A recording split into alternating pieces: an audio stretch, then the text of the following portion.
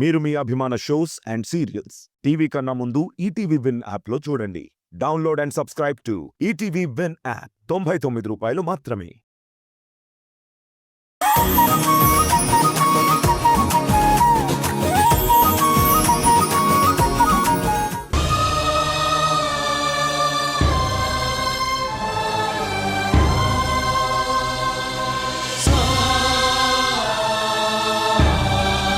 ఎందుకు స్వామి నాకింత పరీక్ష పెడుతున్నావు? నా మీద ఇంకా దయ కలిగి జాలి కలగట్లేదా? నా మీద కోపం ఉంటే నన్ను ఎలాగైనా శిక్షించు. అవతల ఒక కుటుంబం చావు బతుకుల మధ్య ఉంది. ఒక్కసారి కళ్ళు తెరిచి పరిష్కార మార్గం చెప్పొచ్చు కదా స్వామి.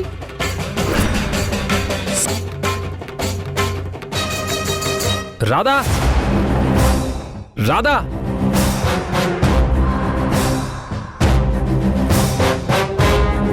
రాధా,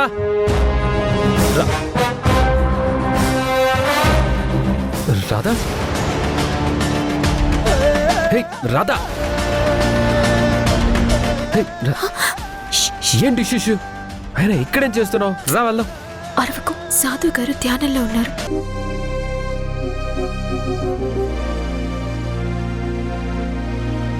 సరే రా వెళ్దాం. కాదు మనోహర్, సాధు గారు కళ్ళు తెరిస్తే మన సమస్యకి పరిష్కారం చెప్తారంట. అందుకే ఎదురు చూస్తున్నాను.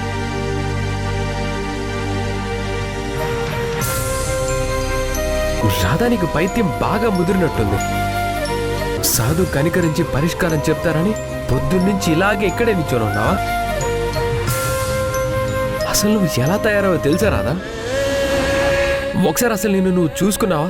మొత్తం చెమట్లు పట్టి నీరసంగా ఓపిక లేకుండా ఉన్నావు. అసలు ఉదయం నుంచి నువ్వు తిన్నావో లేదో. ముందు పద, ఇక్కడి నుంచి వెళ్దాం. ప్లీజ్ మనోహర్, పొద్దుటి నుంచి ఎదురు చూస్తున్నాను. ఇప్పుడు ఫలితం వచ్చే సమయానికి నువ్వు చెడగొట్టుకో ప్లీజ్. ఇంకాసేపు ఉంటే సాధువు గారు కళ్ళు తెరుస్తారు. ప్లీజ్ మనోహర్. సరే సరే, కాసేపు నువ్వు ఇలానే ఉంటే కళ్ళు తిరిగి కింద పడిపోయేలా ఉన్నావు. ఇక్కడే ఉండు, ఇప్పుడే వస్తా.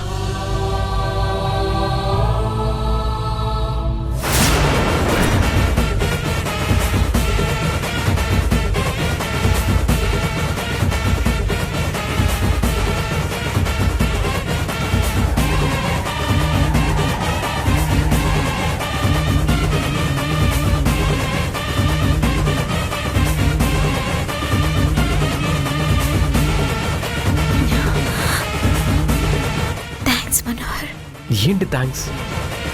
ఉదయం నుంచి మంచినీళ్ళు లేకుండా, తిండి తిప్పలు లేకుండా, కనీసం ఏమీ లేకుండా ఎలా ఉంటావు రాదా? అసలు నువ్వేం చేస్తున్నావో నీకేనా అర్థం అవుతుందా? ఈ సాధువు గారు కాసేపట్లో కళ్ళు తెరుస్తారు. అతను కళ్ళు తెరిచినప్పుడు నేను ఇక్కడ లేకపోతే ఎలా?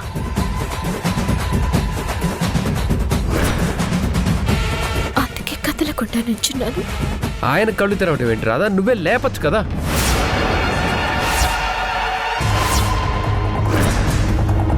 అసలు నువ్వు ఎందుకు వచ్చిన టైంకి తెలుసా లేదా? మనోహర్, అలా చేయకూడదు మనోహర్. ధ్యానంలో ఉన్న సాధువులని డిస్టర్బ్ చేస్తే వాళ్ళకి కోపం వస్తుంది.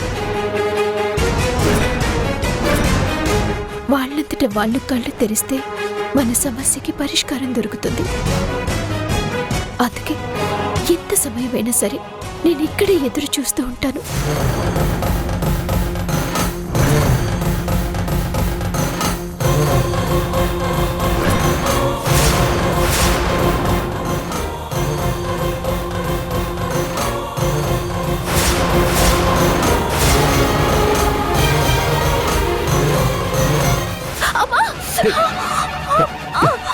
రాధా, మనోహర్,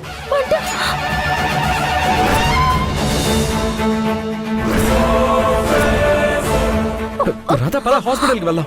వద్దు మనోహర్, నేను రాను. ఇంకా సేపట్లో సాధువు గారు కళ్ళు తెరిచి మన సమస్యకి పరిష్కారం చెప్తారు. నీకేమైనా పిచ్చి పట్టిందా? ఎందుకు ఇలా చేస్తున్నావు? ముందు మనం అర్జెంటుగా హాస్పిటల్కి వెళ్ళాలి. నిన్ను కుట్టింది మామూలు తేలు కాదు, కొండ తేలు. అది కుడితే చాలా డేంజర్. ప్లీజ్ మనోహర్, కాసేపట్లో సాధువు గారు కళ్ళు తెరుస్తారు. నేను ఇక్కడే ఉంటాను. రాధా నీకు ఏమైనా పిచ్చి పట్టిందా? చెప్తే నీకు అర్థం కావట్లేదా? పద హాస్పిటల్కి. మనోహర్ పద. వద్దు మనోహర్. ఆగు.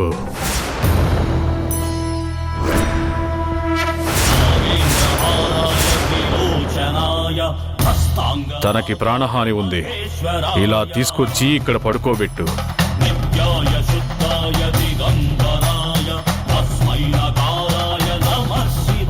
స్వామి తేలు కుట్టింది. తెలుసు నాయన, శివుడాజ్ఞ లేనిదే చీమైనా కుట్టదు. రాధా రాధా లే రాధా.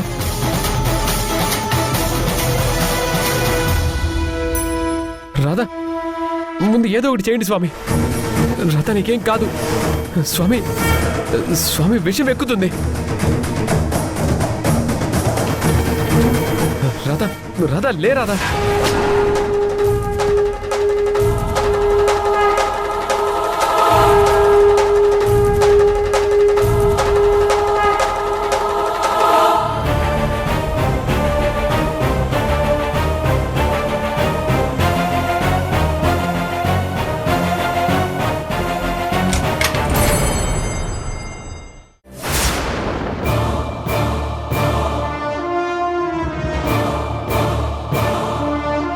అత్తయ్య గారు, ఈ పాలు తాగండి. నా మనవరాలు ఇంకా రాలేదేంటి? ఉదయం గుడికని వెళ్ళింది, ఇంకా రాలేదేంటి? అందరూ కలిసి నా మనవరాల్ని బయటికి పంపించేశారా? ఆ, అత్తయ్య గారు తాగండి.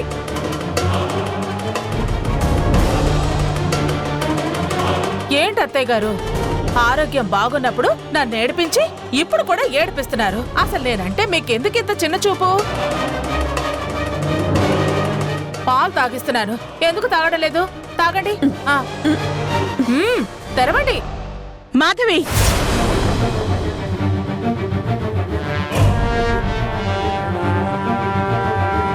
ఏం మాట్లాడుతున్నావు మాధవి? అత్తయ్య గారితో మాట్లాడే పద్ధతి ఇదేనా? ఆవిడెంత బాధపడతారు? మరేం చేయమంటావు అక్క? బతిమలాడితే అత్తయ్య గారు పాలు తాగటం లేదు. ఆ రాధ ఉంటే తప్ప ఏమీ తినరు, ఏమీ తాగరు. ఇలా అయితే ఎలా అక్క? సర్లే, ఆ పాలిటివు, నేను తాగిస్తాను. నువ్వు వెళ్ళు.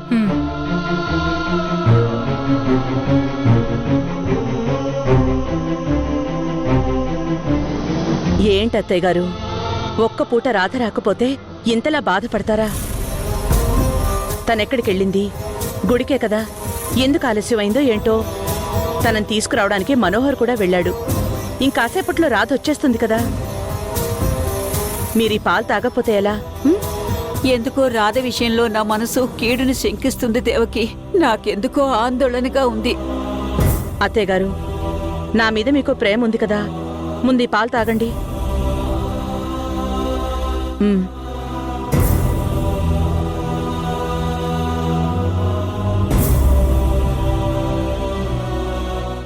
తాగండి.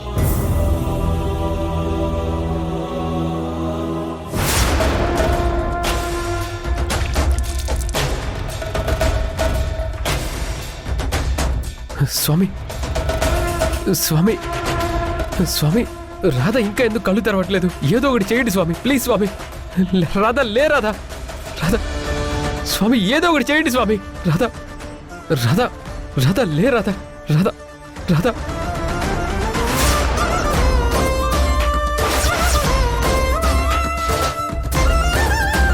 రాధా లే రాధా. రాధా రాధా రాధా రాధా నీకేం కాదు రాధా. మనోహర్, నేనెక్కడున్నాను? స్వామి స్వామీజీ,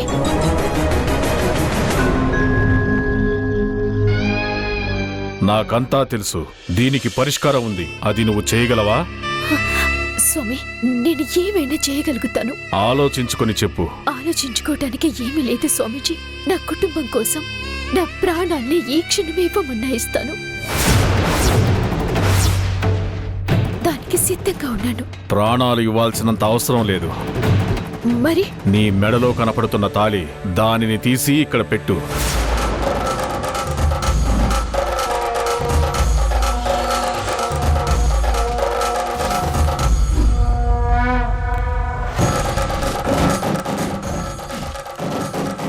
కంగారెందుకు? ఆలోచించుకో. నేను చెప్పబోయే పరిష్కారానికి ఆ తాళి అడ్డుగా ఉంది.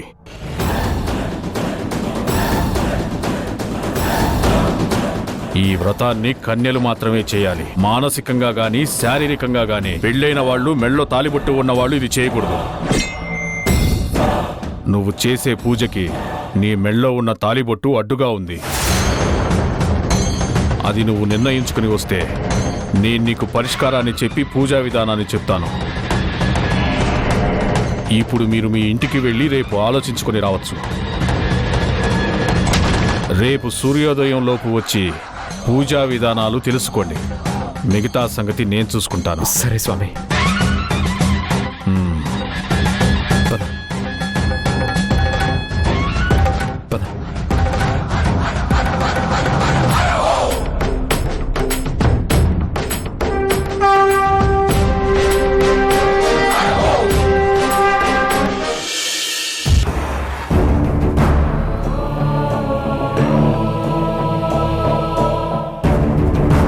ఎందుకండి అత్తయ్య గారికి కావలసిన వాళ్ళం ఎంతమంది ఉన్నా ఎందుకు ఆ రాధ గురించి అంత తాపత్రయపడుతుందో ఏం అర్థం కావట్లేదు. ఎప్పుడు రాధ అంటే గిట్టని అత్తయ్య గారు ఈరోజు ఒక్క పూట రాధ కనిపించకపోయేసరికి అంతలా డల్ అయిపోయింది. ఎందుకండి? అమ్మకి ఆరోగ్యం బాలేని మొదటి రోజు నుంచి అమ్మ రాధ విషయంలో అలాగే ప్రవర్తిస్తుంది. అమ్మని ఎలా అర్థం చేసుకోవాలో తెలియట్లేదు దేవకి.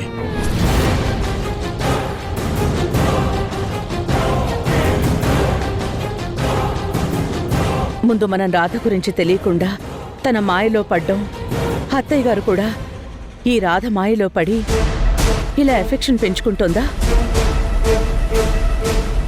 రాధ చెయ్యాలి అనుకుంటున్న మోసాన్ని మనమే తట్టుకోలేకపోయాం. అలాంటిది రేపు అత్తయ్య గారు ఎలా తట్టుకుంటారో ఏంటో. ఒకవేళ మనం అనుకుంటున్నట్టుగా అత్తయ్య గారు రాధ మంచితనానికి ఎంత కనెక్ట్ అయినా తన మనవరాల్ని ఒక్క మాట అంటేనే తట్టుకోలేని అత్తయ్య మన గాయత్రికి ఇంత అన్యాయం చేయాలని చూసిన రాధని ఎందుకంతలా అభిమానిస్తోంది? నువ్వు అంతవరకే ఆలోచిస్తున్నావు దేవకి. కానీ దీనివల్ల ముందు ముందు ఇంకా ప్రమాదం పొంచి ఉంది. ఏంటండి అది? ఇంకా 2 రోజుల్లో మన మాట ప్రకారం రాధ ఈ ఇల్లు వదిలిపెట్టి వెళ్ళిపోవాలి. అసలు ఒక్క పూట కనిపించకపోతేనే ఇంతలా ఆలోచిస్తున్న అమ్మ రేపు శాశ్వతంగా రాధ ఇంట్లో ఉండదని తెలిస్తే అసలప్పుడు అమ్మ ఎలా రియాక్ట్ అవుతుందో అర్థం కావట్లేదు. వీళ్ళేంటి రాధ గురించి అంత నెగిటివ్గా మాట్లాడుకుని మళ్ళీ ఏదో పాజిటివ్గా ఆలోచిస్తున్నారు? అమ్మో, ఈ ఆలోచనల్ని మొదట్లోనే తుంచేయాలి. లేదంటే ఈ వంకతో మళ్ళీ రాధని ఇక్కడే ఉంచేలా ఉన్నారు. అవునండి, నాకు అదే భయంగా ఉంది. రాధ లేకుండా అత్తయ్య గారు చాలా డల్ అయ్యేలా ఉన్నారు. రాధ వల్లనే మన ఇంట్లో అన్ని సమస్యలు వస్తున్నాయి. కానీ రాధ లేకుండా అత్తయ్య గారు ఉండలేకపోతున్నారు. ఇప్పుడు పరిస్థితి ఏంటో నాకు అర్థం కావట్లేదండి.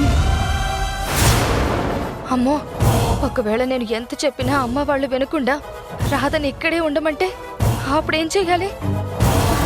ఇప్పటికే ప్రతిసారి నా నిజ స్వరూపాన్ని బయట పెట్టి నన్ను బయటికి పంపిస్తాను అని ఛాలెంజ్ చేస్తుంది. ఇక నిజంగానే అది ఇక్కడే ఉంటే పక్కన పామును పెట్టుకుని పడుకున్నట్టే.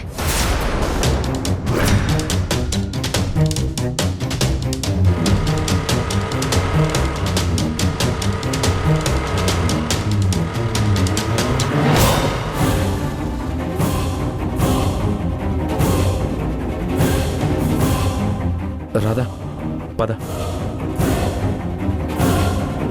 జాగ్రత్త.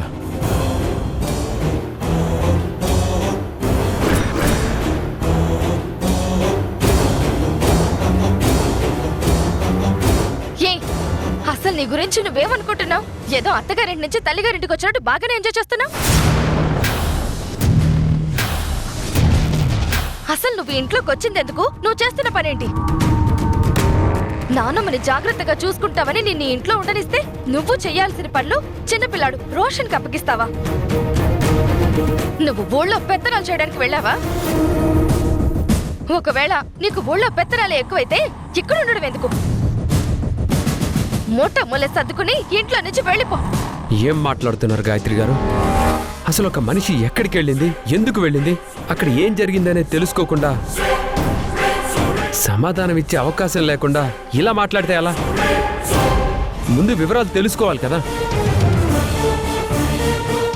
వదిలే మనోహర్, పద వెళ్దాం.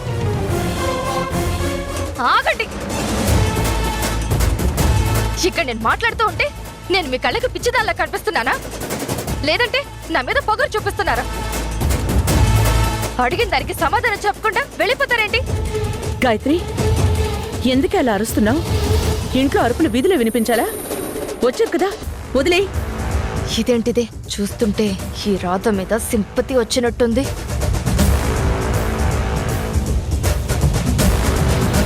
ఆగండి. రాధ ఎందుకంత నీరసంగా ఉంది? ఏమైంది మనోహర్? రాను రాను తెలియకుండానే అమ్మకు కూడా రాధ మీదేదో సాఫ్ట్ కార్నర్ వచ్చేలా కనిపిస్తోంది. టెంపుల్లో ఉన్నప్పుడు రాధని తేలుకుట్టింది మేడం.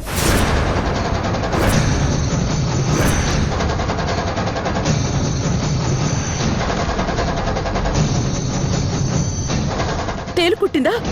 హాస్పిటల్కి తీసుకెళ్ళావా? ఇప్పుడెలా ఉంది? ఇప్పుడు పర్వాలేదు మేడం. టెంపుల్లో ఉన్న సాధువు గారు ఏదో మందిచ్చారు, కానీ ఉదయం నుంచి గుళ్ళో ఏమీ తినకుండా ఉండడం వల్ల కొంచెం నీరసంగా ఉంది మేడం. ఉదయం నుంచి తిండి తినకుండా గుళ్ళో ఉండి ఎవరిని ఉద్ధరిస్తోందో. గాయత్రి, ఏంటా మాటలు? నువ్వు కాసేపు కామ్గా ఉండు. మనోహర్, తనని లోపలికి తీసుకెళ్ళు. అసలే నీరసంగా ఉంది, ఏమీ తినలేదంటున్నావు. కనీసం పాలైనా తాగించు. పద.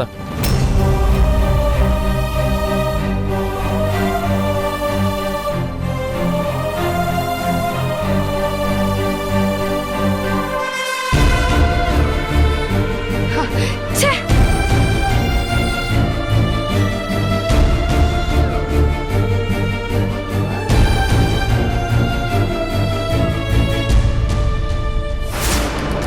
అసలు ఏం జరుగుతుంది దేవకి? ఉదయం నుంచి ఏమీ తినకుండా గుడిలో ఉండటం ఏంటి? అసలు తేలుకుట్టడం ఏంటి? మనోహర్ వెళ్లేంత వరకు రాధ రాకపోవడం ఏంటి? ఈ రాధ ఏం చేస్తుందో, ఎందుకు చేస్తుందో ఏమీ తెలియట్లేదు. అదే నాకు అర్థం కావట్లేదండి. ఈ రాధను ఎలా అర్థం చేసుకోవాలో తెలియడం లేదు. రాధా, జాగ్రత్త రాధా, జాగ్రత్త.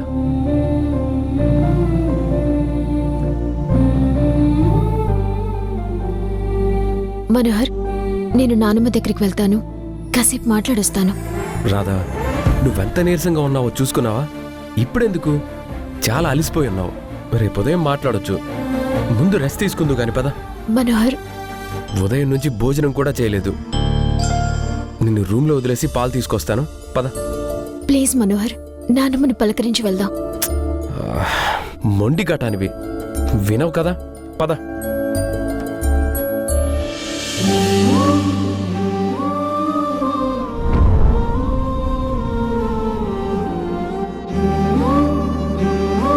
రాధా, నువ్వు మాట్లాడుతూ ఉండు, నేను వెళ్ళి పాలు తీసుకొస్తాను. నువ్వు ఇక్కడే తాగుదూలే.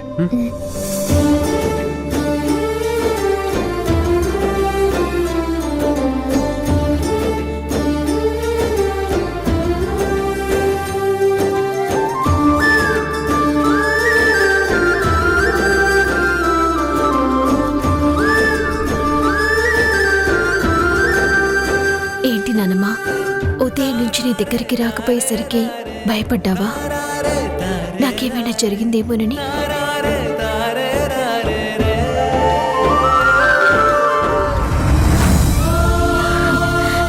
నేనొచ్చేసాను కదా నానమ్మ, నాకేం కాలేదు. అయినా నీకు నేను చెప్పే వెళ్ళాను కదా నానమ్మ. మన సమస్య పరిష్కారం కోసం దేవుడి దగ్గరికి వెళ్తున్నానని మనం అనుకున్నట్టుగానే భగవంతుడు కరుణించాడు. అక్కడ ఒక మహానుభావుడైన సాధువు ధ్యానముద్రలో ఉన్నాడు. అతను నన్ను కరుణించి ఈ సమస్యకి పరిష్కారం చెప్తాను అని చెప్పాడు. ఆ పరిహారంతో మనం ఇన్ని సంవత్సరాలుగా అనుభవిస్తున్న మానసిక వేదన తొలగుతుంది నానమ్మా. మన ఇంటికి పట్టిన చీడ పీడ తొలగిపోయి మనందరం ఆనందంగా సంతోషంగా ఉండబోతున్నాం. ఇక మనల్ని ఏ సత్య కాని, ఏ భ్రమరాంబ కాని, ఏ దుష్ట శక్తి కాని ఏం చేయలేవు. మన సమస్యలన్నింటికీ పరిహారం దొరికింది నానమ్మా. కానీ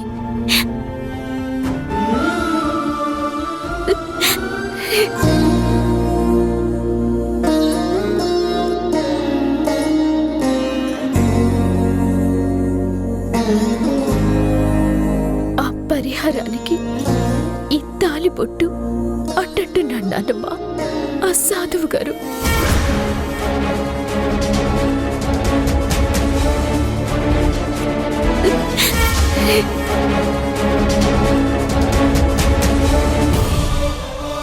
నీకొక నిజం తెలియాలి నానమ్మ. ఈ తాలిని నాకు నేనుగా నా చేతులతో నా మెడలో వేసుకున్నాను.